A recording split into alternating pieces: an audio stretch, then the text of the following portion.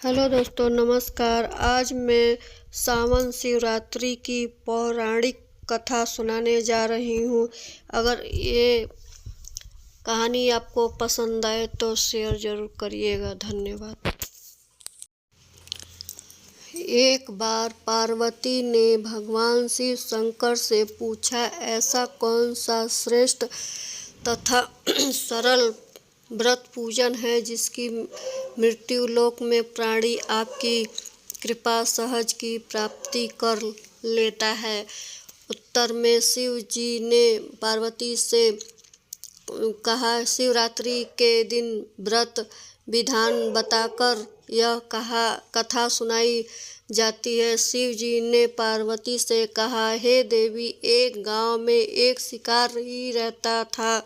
पशु की हत्या करके उनके अपने कुटुंब को पालन करता था। यह साहूकार का श्रेणी था, लेकिन उसका ऋण के समय पर न चुका सका। क्रोधवश साहूकार ने शिकार को शिव मठ में बंदी बना लिया। संयोग से उस दिन शिवरात्रि था। शिकारी ध्यान मग्न होकर चतुर शिव संगति धार्मिक बातें सुनता है और चतुर्दशी को उसे शिवरात्रि की कथा से भी सुनाई। संध्या होते ही साहूकार ने उसे अपने पास बुलाया और ऋण चुकाने के विषय में बताया। शिकार अगले दिन सारा ऋण देने का वचन देकर अपनी दिनचर्या की भली भांति वह जंगल में शिकार करने के लिए निकला, लेकिन दिन भर बद्रीगृह में रहने के कारण भूखे प्यासे व्याकुल था। शिकार करने के लिए वह तालाब के किनारे बेल वृक्ष पर पड़ाव बनाने बेल वृक्ष के नीचे शिवलिंग था, जो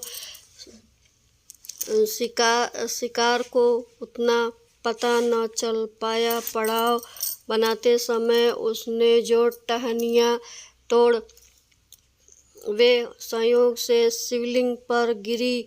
इस प्रकार दिन भर भूखे प्यासे शिकारी व्रत कर रहा था। शिवलिंग पर बेलपत्र चढ़ाया। एक प्रहर रात्रि बीत जाने पर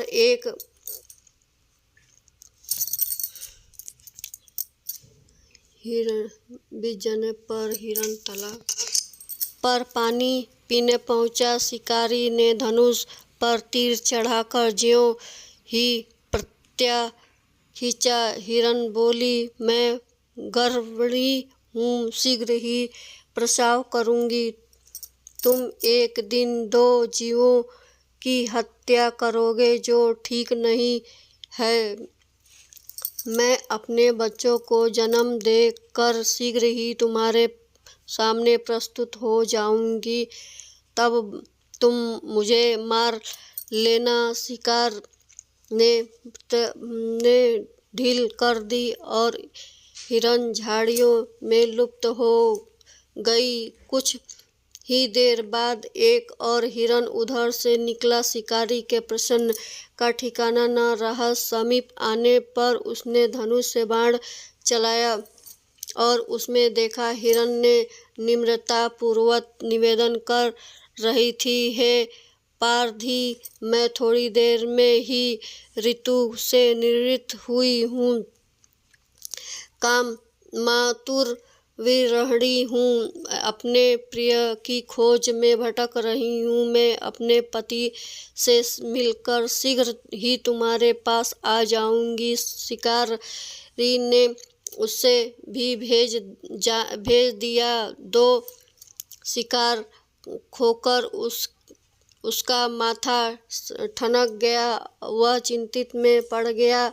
रात्रि का आखिरी पहर बीत रहा था। तभी वह अन्य हिरण अपने बच्चों के साथ इधर उधर से निकल रही थी। शिकारी के लिए अवसर था। उसने धनुष पर तीर चलाने में देर लगा दी। वह तीर छोड़ने ही वाला था कि हिरन बोली, हे अपराधी, मैं इन बच्चों के पिता के हवाले कर लौट आऊंगी। इस समय मुझे तो मत मारो। शिकारी हंसा और बोला, सामने आया शिकार को छोड़ दूं? मैं ऐसा मूर्ख नहीं हूँ, इसीलिए पहले मैं 2 बार अपना शिकार खो चुका हूँ। मेरे बच्चे भूखे प्यासे से तड़प रहे होंगे। उत्तर में हिरनी ने फिर वहाँ से, जैसे तुम्हें अपने बच्चों की ममता है सता रही है, ठीक वैसे ही मुझे भी, इसलिए सिर्फ बच्चों के नाम पर मैं थोड़े देर के लिए जीवन दान मांग रही हूँ। हे अपराधी, मेरा विश्वास करो, मैं इसे इनके पिता के पास छोड़कर तुरंत लौट आऊंगी। प्रतिज्ञा करती हूँ। हिरन का स्वर दीन सुनकर शिकारी ने उस पर दया आ गई। उसने उसको भी जाने दिया। शिकार का अभाव में बेल वृक्ष पर बैठा शिकारी बेलपत्र तोड़ रहा था कि नीचे फेंकता जा रहा था। पैर फटने की हुई तो एक हष्टपुष्ट हिरन उसी रास्ते पर आई। शिकार ने सोच लिया कि इसको शिकार पर अवश्य करेंगे। शिकारी ने तनी प्रचार देखकर ही हिरन से विनती में बोली, हे अपराधी भाई, यदि आप मुझे पूर्व आने वाली 3 हिरणियों में से छोटे बच्चों को मार डाला है तो मुझे भी मारने का विलंब न करो, ताकि उनके वियोग में मुझे भी एक क्षण भी दुख नहीं सहना पड़े। मैं उस हिरणियों का पति हूँ। यदि तुम उन्हें जीवन दान दिया है तो मुझे भी कुछ क्षण में जीवन दान देने की कृपा करें। मैं उनसे मिलकर तुम्हारे सामने उपस्थित हो जाऊंगा। हिरन की बात सुनते ही शिकारी के सामने पूरी रात काटना चक्र घूम गया। उसने सारी कथा हिरन को सुना दी। तब हिरन ने कहा, मेरे 3 पत्नी जिस प्रकार प्रतिज्ञाबद्ध हो गई हैं, मेरी मृत्यु के अपने धर्म पालन करने का नहीं होकर जैसे तैसे तुमने उसे विश्वास पात्र मानकर छोड़ा है, वैसे ही मुझे भी जाने दो। मैं उसके सबके साथ तुम्हारे सामने शीघ्र ही उपस्थित हो जाऊंगा।